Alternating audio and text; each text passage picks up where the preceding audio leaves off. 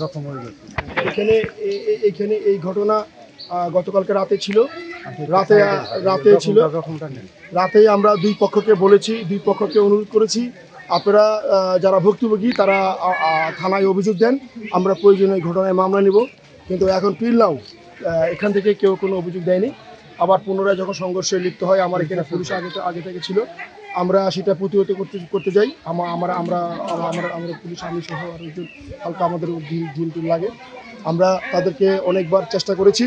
এখন আমরা এই বিষয়ে সর্বোচ্চ ব্যবস্থা নেব। আমাদের ঊর্ধ্বতন কর্তৃপক্ষকে বিষয়টা অবগত করা হয়েছে।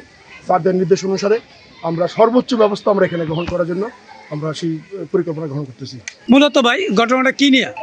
এখানে বিষয়টা হচ্ছে যে এখানে একটি মাঠ আছে। এই মাঠে ওই মিরপাড়ার ছেলেপেলেরা খেলতে আসে, এখানকার এই হাঁপানিয়ার ছেলেপেলেরাও খেলতে যায়। তো এখন ওই হাঁপানিয়ার ছেলেপেলেরা খেলতে গেলে মিরপাড়ার ছেলেপেলেরা তাদেরকে খেলতে দেয় না, যেটা আমাদের মাঠ আমরা খেলি। মূলত ওই ছোটো ছোটো বাচ্চাদের ওই ইস্যুটাকে কেন্দ্র করে আজকে এতটুকু পর্যন্ত হয়েছে আর কি। আপনার পুলিশ কি আহত আছে? আমার পুলিশ আমার ড্রাইভার সে নিরাপদ বেষ্টিত ছিল, তাকে ওইখানে থাপ্পড় মেরে আহত করেছে এবং আমাকেও আপনারা দেখতে পাচ্ছেন যে আমার এখানে ঢিল মেরেছে। আমরা চেষ্টা করেছি, আমরা এখানে সর্বোচ্চ ধৈর্যের পরিচয় দিয়েছি যাতে তারা নিবৃত্ত হয়।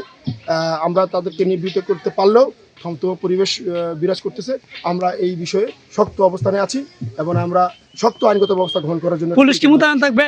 অবশ্যই পুলিশ মোতায়েন থাকবে এখানে।